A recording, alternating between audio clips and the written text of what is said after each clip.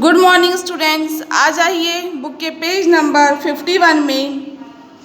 Topic है हमारा common factors. You know that 2 is the common factor of all even numbers. आपको पता होगा कि 2 जो है वो कॉमन फैक्टर है सभी इवन नंबर्स का। If you consider the numbers 12 and 18 they have some common factors other than 2। अगर आप कंसीडर करेंगे 12 एंड 18 को तो उसमें और भी कॉमन फैक्टर्स होंगे 2 के अलावा। Let us list out the factors of 12 and 18। चलिए लिस्ट करते हैं, मतलब 12 एंड 18 के क्या फैक्टर्स होंगे उन्हें लिस्ट आउट करके देखते हैं। देखिए 12 के फैक्टर्स हैं 1 2 3 4 6 12 एंड 18 के फैक्टर्स हैं 1 2 3 6 9 एंड 18। देखिए ध्यान से देखिएगा 12 के फैक्टर्स को और 18 के फैक्टर्स को ध्यान से देखिएगा। 1 दोनों का फैक्टर है, 2 भी दोनों का फैक्टर है, 3 भी दोनों का फैक्टर है, ठीक है, और 6 भी दोनों का फैक्टर। मतलब जो कॉमन फैक्टर्स हैं 12 एंड 18 के वो क्या हैं 1 2 3 एंड 6, ठीक है। तो ये हो गए आपके कॉमन फैक्टर्स। मतलब वो फैक्टर्स दो नंबर दिए हैं और दोनों नंबर में कोई ऐसा फैक्टर हो जो दोनों नंबर्स का फैक्टर हो, वो उसका कॉमन फैक्टर कहलाएगा। जैसे 1 2 3 एंड 6 12 के भी फैक्टर हैं एंड 18 के भी फैक्टर हैं। Try to find the common factors of 30 and 42।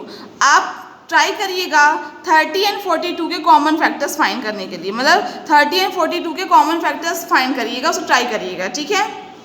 Next topic है हमारा highest common factor. Amrita runs a dairy farm in her village. Amrita dairy farm चलाती है, रन करती है अपने विलेज में। She supplies 32 blocks of cottage cheese and 40 blocks of butter daily to a nearby supermarket। वो supply करती है 32 blocks of cottage cheese and 40 blocks of butter daily अपने मतलब वहीं पे जो पास में सुपरमार्केट है वहाँ पे इतना ये चीज़ एंड इतना ब्लॉक ऑफ बटर वो डेली सप्लाई करती है। The cheese and butter have to be packed into boxes such that The cheese and butter have to be packed into boxes such that each box should have equal blocks of cottage cheese or butter। Cheese and butter को हमें packed करना है boxes में इस तरह कि जो हर एक बॉक्स होगा वो इक्वल हो ब्लॉक ऑफ कॉटेज चीज़ और बटर के। How should she pack the boxes so that the number of boxes is minimum. वो कैसे पैक करे बॉक्सेस को कि जो नंबर ऑफ बॉक्सेस हो कम से कम यूज़ हो। 32 blocks of cottage cheese can be packed in the given ways. 40 blocks of butter can be packed in the given ways. 32 blocks जो कॉटेज चीज़ है वो पैक्ड की जाएगी इस तरह के वेज में एंड 40 ब्लॉक्स ऑफ बटर है वो पैक्ड किया जाएगा इन वेज में। चलिए देखते हैं, यहाँ पे दिया है नंबर ऑफ बॉक्सेस, यहाँ पे गिवन है number of blocks of cottage cheese in each box. अगर नंबर ऑफ बॉक्सेस 32 हैं तो ब्लॉक्स ऑफ कॉटेज चीज़ कितने होंगे एक बॉक्स में 1। बॉक्सेस अगर 16 हैं तो ब्लॉक्स 2 होंगे। बॉक्सेस अगर 8 हैं तो ब्लॉक्स 4 होंगे। बॉक्सेस अगर 4 हैं तो ब्लॉक्स 8 होंगे। बॉक्सेस अगर 2 हैं तो ब्लॉक्स 16 होंगे और बॉक्सेस अगर 1 हैं तो ब्लॉक्स 32 होंगे, ठीक है।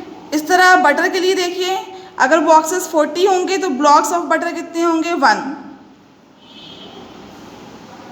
अगर बॉक्सेस 20 हैं तो ब्लॉक्स ऑफ बटर कितने हैं 2। फिर बॉक्सेस 10 तो ब्लॉक्स 4, बॉक्सेस 8 तो ब्लॉक्स 5, बॉक्सेस 5 तो ब्लॉक्स 8, बॉक्सेस 4 तो ब्लॉक्स 10, बॉक्सेस 2 तो ब्लॉक्स 20 एंड बॉक्सेस 1 तो ब्लॉक्स 40, ठीक है। मतलब देखिएगा ध्यान से, अगर नंबर ऑफ बॉक्सेस 32 होते हैं तो एक बॉक्स में ब्लॉक ऑफ कॉटेज चीज़ कितना होगा 1, ठीक। इसी तरह नंबर ऑफ बॉक्सेस अगर 40 होंगे तो number of blocks of butter एक बॉक्स में कितना होगा 1, ठीक। अगर फिर बॉक्सेस 16 हो जाएंगे तो ब्लॉक्स एक बॉक्स में कितने आएंगे 2, ठीक है। अगर बॉक्सेस 8 हो जाएंगे तो एक बॉक्स में कितने ब्लॉक्स आएंगे 4। इस तरह बॉक्सेस अगर 4 हो जाएंगे तो ब्लॉक्स कितने आएंगे एक बॉक्स में 8। मतलब यहाँ एक ये बॉक्सेस दिए हैं और एक बॉक्स में कितने ब्लॉक्स ऑफ चीज़ या कितने ब्लॉक्स ऑफ बटर आएगा वो दिया हुआ है, ठीक है। नेक्स्ट देखिए, to minimize the number of boxes she has to increase the number of blocks of cottage cheese or butter in each box. Minimize करने के लिए नंबर ऑफ बॉक्सेस को उसे इंक्रीज करना होगा number of blocks of cottage cheese या butter को हर एक बॉक्स में। She can not select the number of boxes 1, 2 और 4। वो सेलेक्ट नहीं कर सकती है नंबर ऑफ बॉक्सेस 1, 2 या फिर 4 because each box should have equal blocks of cottage चीज़ और बटर, क्योंकि हर एक बॉक्स में इक्वल ब्लॉक्स होने चाहिए कॉटेज चीज़ के या फिर बटर के। It is clear that she needs 4 boxes to pack 8 blocks each of cottage चीज़।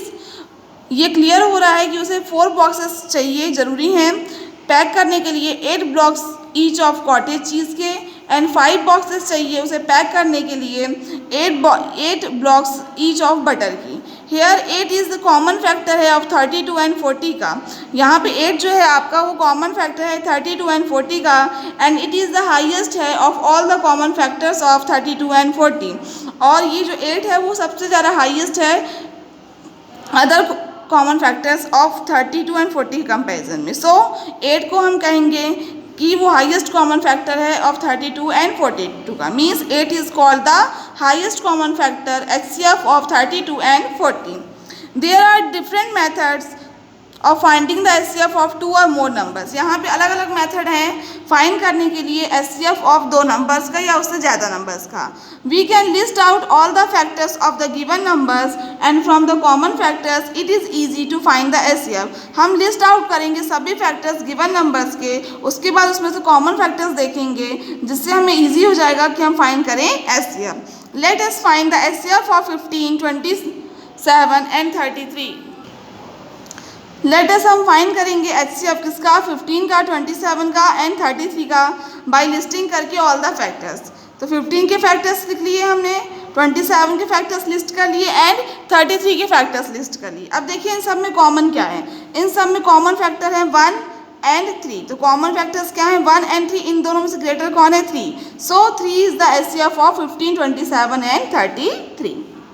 ठीक है, मीन्स क्या करेंगे हम, कॉमन फैक्टर कैसे क्या होता है बता दिया मैंने। हाईएस्ट कॉमन फैक्टर क्या होता है, हाईएस्ट कॉमन फैक्टर वो होता है जैसे 2 नंबर्स दिए हैं उनका जो कॉमन फैक्टर होगा जो सबसे ज़्यादा हाईएस्ट, सबसे बड़ा हाईएस्ट फैक्टर होगा जो कॉमन होगा उसे हम कहते हैं हाईएस्ट कॉमन फैक्टर। ये मीनिंग होती है आपकी HCF की यानी हाईएस्ट कॉमन फैक्टर की। अब ये 3 नंबर्स दिए थे, इन तीनों नंबर्स के हमने फैक्टर्स लिख लिए। अब इन फैक्टर्स में से पहले कॉमन फैक्टर्स फाइंड किए तो 1 एंड 3 कॉमन फैक्टर है। अब इन दोनों में से बड़ा कौन है 3, तो मतलब 3 जो है इन तीनों नंबर्स का क्या है HCF है। ठीक है, नेक्स्ट देखिए finding HCF by prime factorization method. हम फाइंड करेंगे HCF by prime factorization method के जरिए। Consider the numbers 36, 54 and 90। Consider करिए 3 नंबर्स को, 36 को, 54 को एंड 90 को। To find the HCF of these numbers first we will write each of them as the product of their prime factors. Find करने के लिए इन नंबर्स का HCF हम राइट करेंगे इन सब को उनके प्राइम फैक्टर्स के प्रोडक्ट के फॉर्म में। After writing the numbers as the product of their prime factors group the common factors. Prime factors जो होंगे उनको उसके प्रोडक्ट के फॉर्म में लिखने के बाद हम ग्रुप करेंगे कॉमन फैक्टर्स को। ये देखिए हमने प्राइम फैक्टराइजेशन करके इनके प्राइम फैक्टर्स फाइंड किए हैं। ये पता है आपको कैसे करते हैं, मैंने आपको बताया था। 36 के प्राइम फैक्टर्स लिख लिए, 54 के प्राइम फैक्टर्स लिख लिए एंड 90 के प्राइम फैक्टर्स लिख लिए। अब देखिए कॉमन 2 तीनों में है और 3 तीनों में है और ये 3 तीनों में है। तो हमें common factor common prime factors क्या मिल गए 2, 3 एंड 3।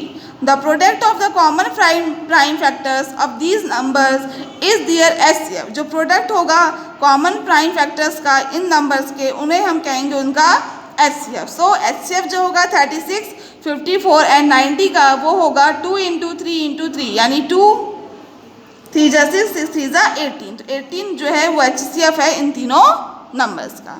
तो क्या करेंगे इसमें, सबसे पहले तीनों नंबर्स के प्राइम फैक्टर्स लिखेंगे। और प्राइम फैक्टर्स कैसे लिखेंगे, इस तरह प्राइम फैक्टराइजेशन उसका करेंगे और उससे हमें उसके प्राइम फैक्टर्स मिल जाएंगे। ठीक, प्राइम फैक्टर्स लिस्ट करने के बाद हम कॉमन फैक्टर्स फाइंड करेंगे। तो इसमें 2, 3 एंड 3 कॉमन फैक्टर्स थे, फिर उन तीनों को हम मल्टीप्लाई कर देंगे तो जो आएगा वो इन तीनों नंबर्स का क्या होगा HCF। जैसे 36, 54 एंड 90 का HCF आया 80। ठीक है, नेक्स्ट आ जाइए पेज नंबर 52 में।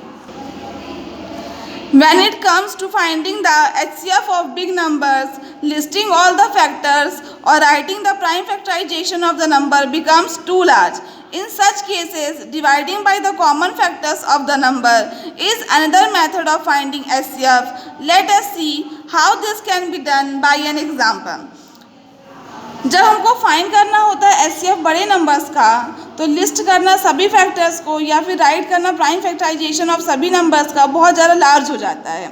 तो इस केस में हम डिवाइड करते हैं कॉमन फैक्टर से। किसको डिवाइड करते हैं? जो नंबर्स होते हैं उनके कॉमन फैक्टर से हम डिवाइड करते हैं। ठीक है, और ये एक अनदर मेथड है फाइंडिंग करने का एचसीएफ। चलिए देखते हैं इसको हम कैसे करेंगे एक एग्जाम्पल से। Consider the numbers 80, 120 and 200। Consider करेंगे हम तीन नंबर्स को 80, 120 एंड 200 को।